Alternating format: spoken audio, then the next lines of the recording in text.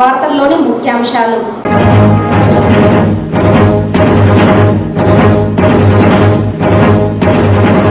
ప్రశాంతంగా ప్రారంభమైన 10వ తరగతి పబ్లిక్ పరీక్షలు. పరీక్షా కేంద్రాల వద్ద అవసరమైన అన్ని ఏర్పాట్లు పూర్తి చేశామన్న డిఈఓ దేవరాజులు.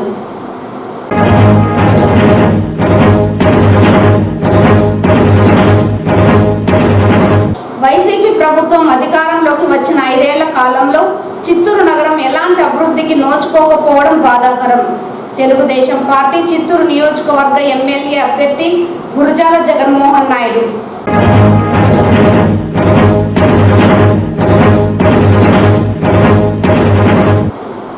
నగరంలో ఎన్నికల కోడ్ పక్కాగా అమలు చేయడంతో పాటు ఎలాంటి ఉల్లంఘన జరగకుండా పర్యవేక్షించాల్సిన బాధ్యత సిబ్బందిపై ఉంది. ఏఆర్ఓ కమిషనర్ అరుణ. వార్తల్లోని వివరాలు. ప్రశాంతంగా 10వ తరగతి పరీక్షలు సోమవారం ప్రారంభమయ్యాయి. ఉదయం 9:30 గంటల నుండి 12:30 వరకు పబ్లిక్ పరీక్షలు జరిగాయి. పరీక్షా కేంద్రాలను జిల్లా విద్యాశాఖ అధికారి చిత్తూరు పీసీఆర్ స్కూల్లో తనిఖీ చేశారు. ఈ సందర్భంగా డిఈఓ దేవరాజు మాట్లాడుతూ 10వ తరగతి పరీక్షలు ఈ నెల 18వ తేదీ నుండి 30వ తేదీ వరకు జరుగుతున్నట్లు వెల్లడించారు. చిత్తూరు జిల్లాలో 116 పరీక్షా కేంద్రాలలో 10th పరీక్షలు ప్రారంభమైందని, తొలి రోజు ఉదయం 8:30 విద్యార్థులను పరీక్షా కేంద్రంలోకి అనుమతించారన్నారు. అన్ని పరీక్షా కేంద్రాల వద్ద పోలీస్ బందోబస్తు ఏర్పాటు చేయడంతో పాటు విద్యార్థుల సౌకర్యార్థం మెడికల్ సిబ్బందిని నియమించామని పేర్కొన్నారు. అలాగే పరీక్షా కేంద్రాలలో అన్ని రకాలైన సౌకర్యాలను అందుబాటులోకి తీసుకువచ్చామని, దీనితో పాటు ఎలాంటి అవకతవకలకు తావు లేకుండా పగడ్బందీగా పరీక్ష నిర్వహిస్తున్నట్లు డిఈఓ దేవరాజు వెల్లడించారు. సిట్టింగ్ స్క్వాడ్స్, ఫ్లయింగ్ స్క్వాడ్లు ఏర్పాటు చేసి ఎలాంటి మాస్ కాపీయింగ్ పాల్పడకుండా చర్యలు తీసుకున్నట్లు తెలిపారు. విద్యార్థులు 1 గంట ముందుగా పరీక్షా కేంద్రానికి చేరుకొని పరీక్షలు రాశారని వెల్లడించారు.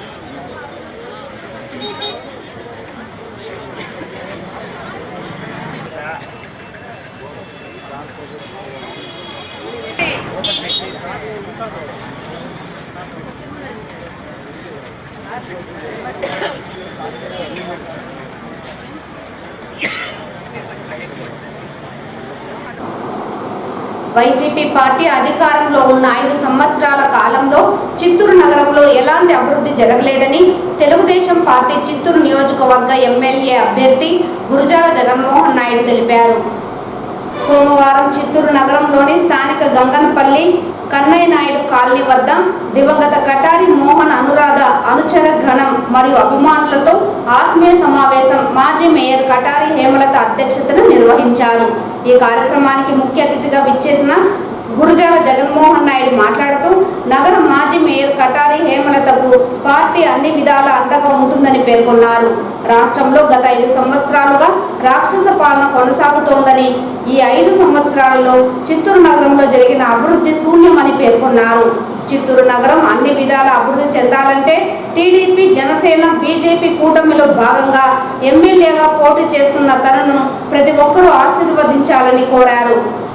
జీజేఎం చారిటబుల్ ట్రస్ట్ ద్వారా తన వంతు సేవా కార్యక్రమాలు చేయడం జరుగుతోందని, తాను ఎమ్మెల్యేగా గెలుపొందితే నగర ప్రజలకు మరింత మెరుగు సేవలు అందిస్తానని ఈ సందర్భంగా ఆయన స్పష్టం చేశారు. జరగనున్న ఎన్నికల్లో టీడీపీ పార్టీని అత్యధిక మెజార్టీతో గెలిపించి రాష్ట్రంలో ముఖ్యమంత్రిగా చంద్రబాబును ప్రజలు ఆశీర్వదించాలని పేర్కొన్నారు. ఇదిలా ఉండగా చిత్తూరు నగరంలోని వెంగళరావు కాలనీ ప్రజలు గురజాల జగన్మోహన్ను కలిసి దుస్సాలువాతో సత్కరించి సన్మానించారు. టీడీపీ పార్టీ గెలుపుకు తమ వంతు పూర్తి సహాయ సహకారాలు అందిస్తామని హామీ ఇచ్చారు. ఈ కార్యక్రమంలో అధిక సంఖ్యలో టీడీపీ నాయకులు, కార్యకర్తలు తదితరులు పాల్గొన్నారు.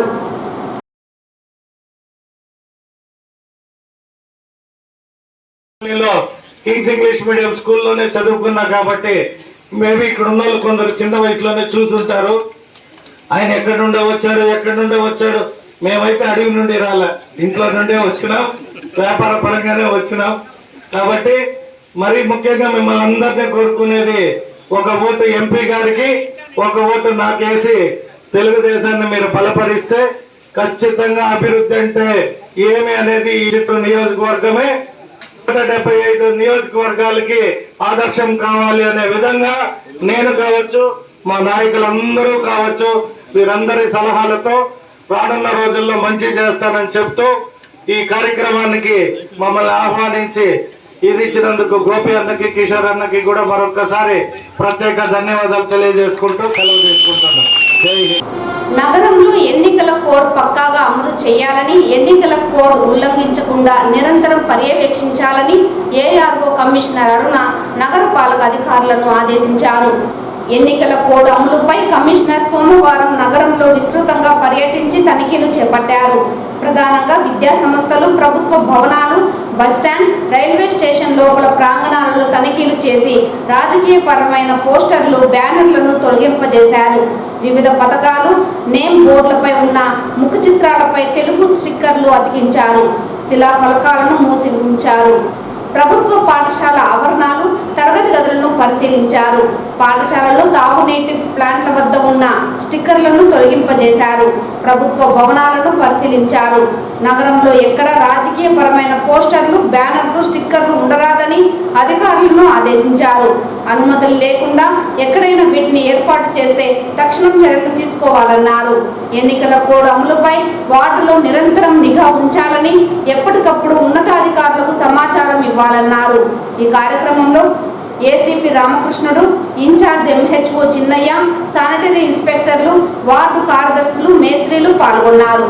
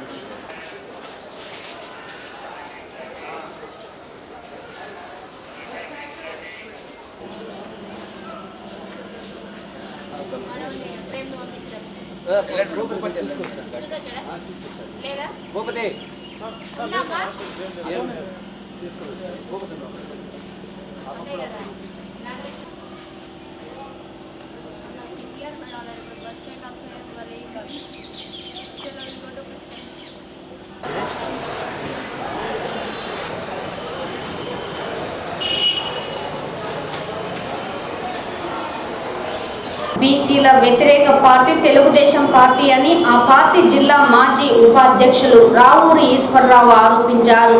సోమవారం చిత్తూరు నగరం గురునగర్ కాలనీలోని తన నివాసంలో ఆయన విలేకరులతో మాట్లాడారు. తెలుగుదేశం పార్టీ అభివృద్ధికి తన సొంత నిధులను వెచ్చించి తన వంతుగా అవిరామ కృషి చేశానని తెలిపారు. టీడీపీ అధినేత చంద్రబాబు నాయుడుతో పాటు ఆ పార్టీని నమ్ముకొని తాను వీధిలో పడ్డానని కన్నీటి పర్యంతమయ్యారు. తెలుగుదేశం పార్టీకి రాజీనామా చేసి వైఎస్ఆర్ కాంగ్రెస్ పార్టీకి మద్దతు ప్రకటిస్తున్నట్లు తెలిపారు. ఈ సందర్భంగా రావూరి ఈశ్వరరావుకు వైఎస్ఆర్సీపీ చిత్తూరు అసెంబ్లీ నియోజకవర్గ అభ్యర్థి విజయానందరెడ్డి తన అనుచరులతో కలిసి పార్టీ కండువా కప్పి పార్టీలోకి సాదరంగా ఆహ్వానించారు.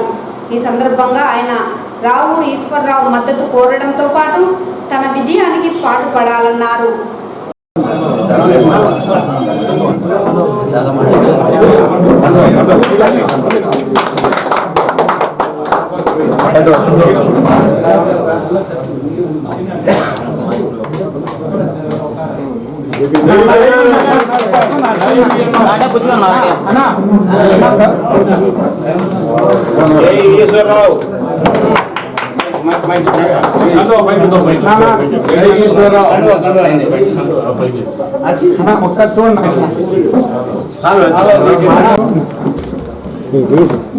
బీసీ కులానికి సంబంధించిన వ్యక్తి రావూరి ఈశ్వరరావు గారు 20-30 సంవత్సరాల క్రితమే ఆయన పారిశ్రామికవేత్త.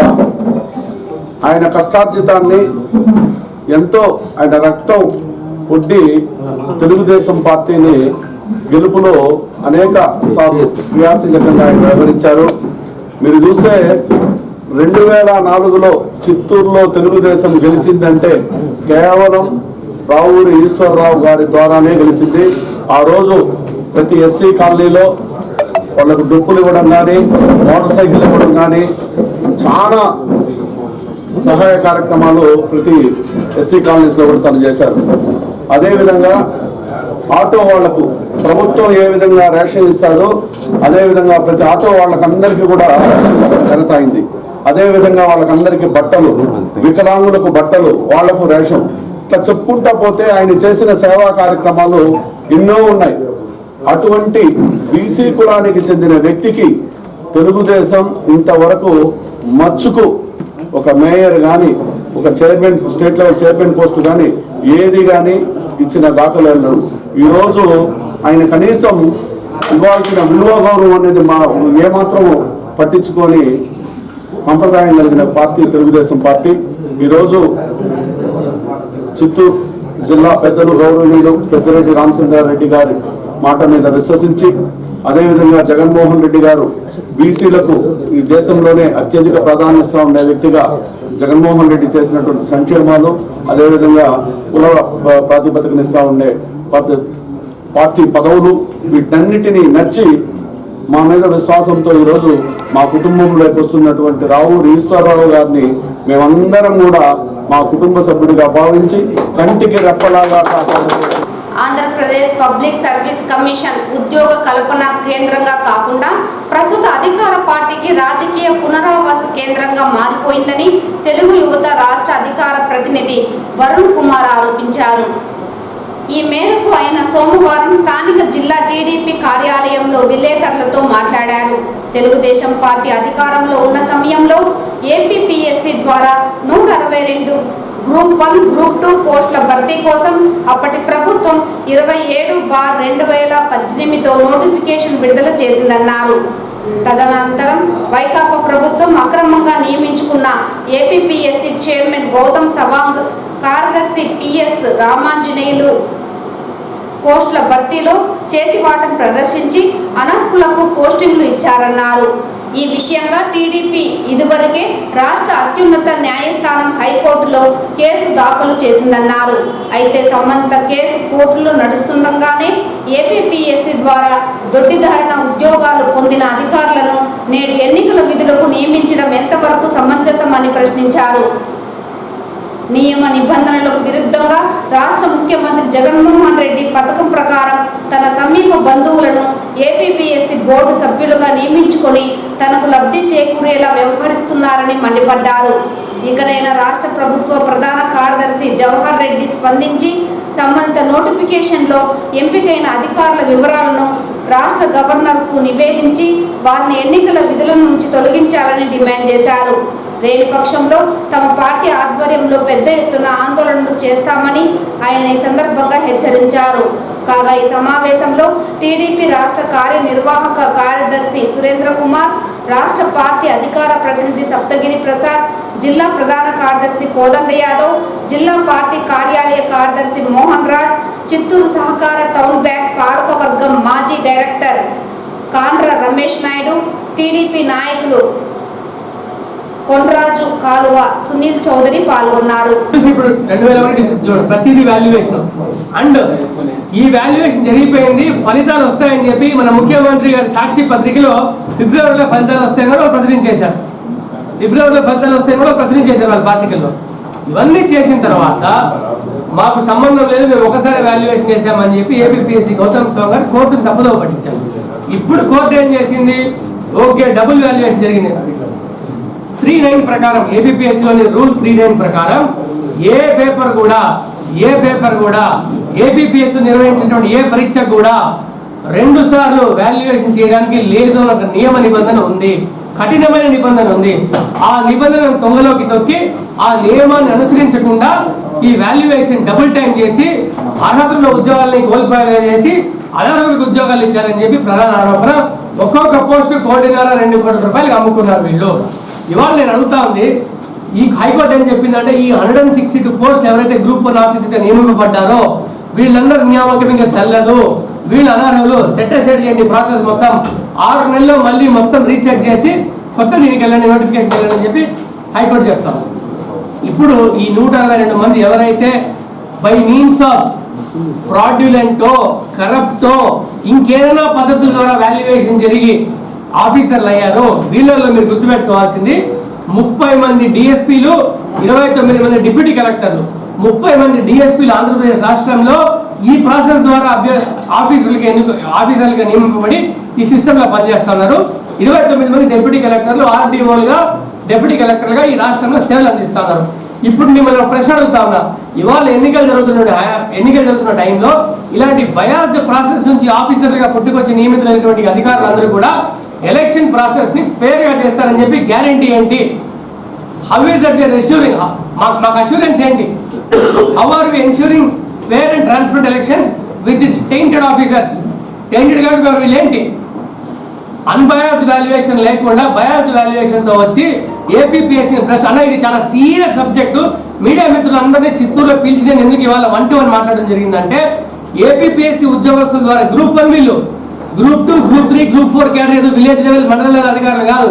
వీళ్ళందరూ రేపు కాబోయే జిల్లా ఈ డిఎస్పీలు కనుక కన్ఫర్డ్ ఐపీఎస్ వస్తే జిల్లాలో ఎస్పీలు అవుతారు కదా, ఈ డిప్యూటీ కలెక్టర్లు ఆర్డీఓలుగా కన్ఫర్డ్ ఐఏఎస్ వస్తే జిల్లా కలెక్టర్లు అవుతారు కదా. అంటే ఒక కాన్స్టిట్యున్సీ ఎన్నికలు అంటే దాదాపు ఒక 4-5 కాన్స్టిట్యున్సీలు ప్రభావితం చేసేటువంటి ఎన్నికలు ప్రభావితం చేసే కీలకమైన పోస్టుల్లో 162 మంది అధికారుల్ని ఈ ప్రభుత్వం ఈ ప్రాసెస్ ద్వారా అధికారులుగా నియమించబడిందంటే ఫెయిర్ అండ్ ప్రాసెస్ ఎలక్షన్ ఎలా జరుగుతుంది? అమ్మకానికి ఏపీపీఎస్సీ ఉద్యోగులు అమ్మకానికి పెట్టేశారు ఏపీపీఎస్సీ ఉద్యోగస్తుల్ని. ఏపీపీఎస్సీ ఆస్పిరెంట్స్ ఫస్ట్ టైం భారతదేశంలో ఎక్కడా లేదు ఇది. ఆంధ్రప్రదేశ్ లో ఎన్నికల నోటిఫికేషన్ రాకముందు ఇలాంటి ఆఫీసర్లతో ఆంధ్రప్రదేశ్ ప్రజానికం ఎలక్షన్స్ పోవాల్సిన దౌర్భాగ్యం మనకు ఏర్పడింది.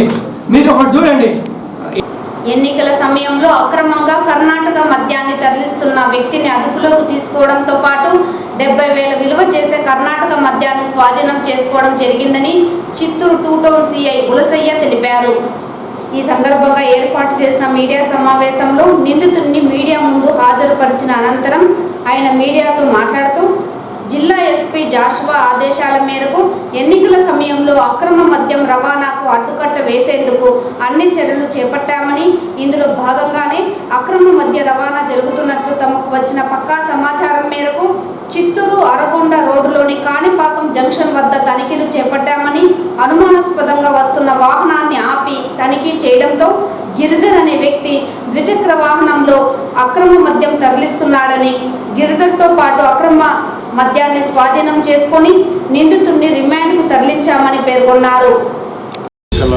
జనరల్ ఎలక్షన్ సందర్భంగా Chittoor SP Shri P Joshua sir ఆదేశాల మేరకు టౌన్ డిఎస్పీ రాజగోపాల్ రెడ్డి డైరెక్షన్లో నేను మా టీం ఎస్ఎస్, తర్వాత క్రైమ్ పార్టీ సిబ్బంది బాబు, అవరీష్, ఏఎస్ఐ ముందు ఈరోజు మార్నింగ్ ఉదయం కాణిపాకం జంక్షన్లో వెహికల్ చెక్ చేస్తుండగా ఒక వ్యక్తి గిరిధర్ అనే అబ్బాయి స్కూటీలో వస్తున్నాడు. వెహికల్ చెక్ చేసిన సందర్భంలో ఆ స్కూటీలో అతని దగ్గర దాదాపు 393 కర్ణాటక ఎన్డీపీఎల్ లిక్కర్ దొరికింది. మొత్తం టోటల్గా 35 లీటర్స్. దీని వాల్యూ 20,000 ఉంటుంది. తర్వాత vehicle value 50,000, total 70,000 rupees seize చేయడం జరిగింది. ఎవరైనా కేసు నమోదు చేసి రిమాండ్ పంపడం జరుగుతుంది. సో ఎవరైనా కానీ ఎన్డీపీఎల్ కానీ, డిపిఎల్ కానీ, గాంజా కానీ, ఐడిఆర్ఆర్ కానీ ఎవరు కానీ ఇల్లీగల్గా ఎవరైనా ట్రాన్స్ఫర్ చేస్తే మాత్రం, అమ్ముతే మాత్రం, సేల్ చేస్తే మాత్రం కఠినమైన చర్యలు తీసుకోగలుగుతాయి. ప్రజాగలం సభ విజయవంతమైందని టీడీపీ కార్యనిర్వాహక కార్యదర్శి సురేంద్ర కుమార్ అన్నారు. సోమవారం చిత్తూరు తెలుగుదేశం పార్టీ కార్యాలయంలో ఆ పార్టీ నాయకులతో కలిసి మీడియాతో మాట్లాడారు. ఈ సందర్భంగా సురేంద్ర కుమార్ మాట్లాడుతూ రాష్ట్రంలో దుర్మార్గపు పాలన అంతం కావాలంటే తెలుగుదేశం పార్టీ, జనసేన, బీజేపీ కూటమి అభ్యర్థులు విజయం సాధించాలన్నారు. రాష్ట్రంలో జరుగుతున్న ప్రజలు భయభ్రాంతులకు గురవుతున్నారని, ఎన్నికలు ఎప్పుడో అని ప్రజలు ఎదురుచూస్తున్నట్లు తెలిపారు. ఎన్నికలు ఎప్పుడు వచ్చినా అధికార పార్టీకి వ్యతిరేకంగా ఓటు వేసేందుకు ప్రజలు సిద్ధంగా ఉన్నారని తెలిపారు. అధికార వైసీపీకి వెన్నుదన్నుగా ఉన్న అధికారులు ఇక నుంచి అయినా ఎలాంటి పక్షపాతం లేకుండా విధులు నిర్వహించాలని కోరారు. 2 నెలల్లో తెలుగుదేశం పార్టీ అధికారంలోకి వస్తుందని, ప్రజల కష్టాలు తీరుతాయని అన్నారు.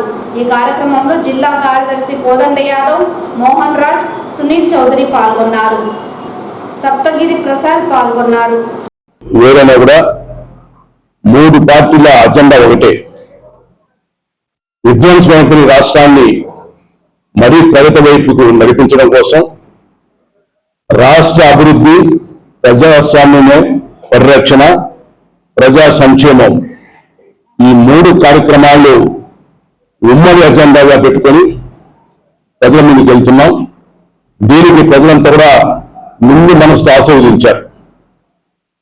Telugu Desam party, Janasena party, BJP పార్టీల యొక్క పొత్తున కూటమిని ఈ రాష్ట్ర ప్రజలు సంపూర్ణంగా ఆదరించారు, మద్దతు ఇస్తున్నారు. నిన్న జరిగిన సభతో చూస్తుంటే ఈ రాష్ట్రంలో దుర్మార్గ పరిపాలన వైకాపా పార్టీ పాలన విముక్తి పెరగడానికి ప్రజలు సిద్ధమైపోయారు.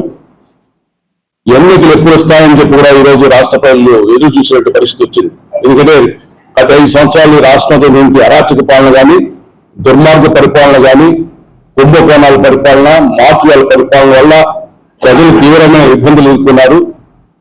స్వేచ్ఛ అనేది లేకుండా పోయింది. ప్రజాస్వామ్యాన్ని కూలి చేసేది రాష్ట్రంలో. బడుగు బలహీన వర్గాలు, మహిళల పైన దాడులు యథేచ్ఛగా పెరిగిపోయి, హత్యలు పెరిగిపోయాయి.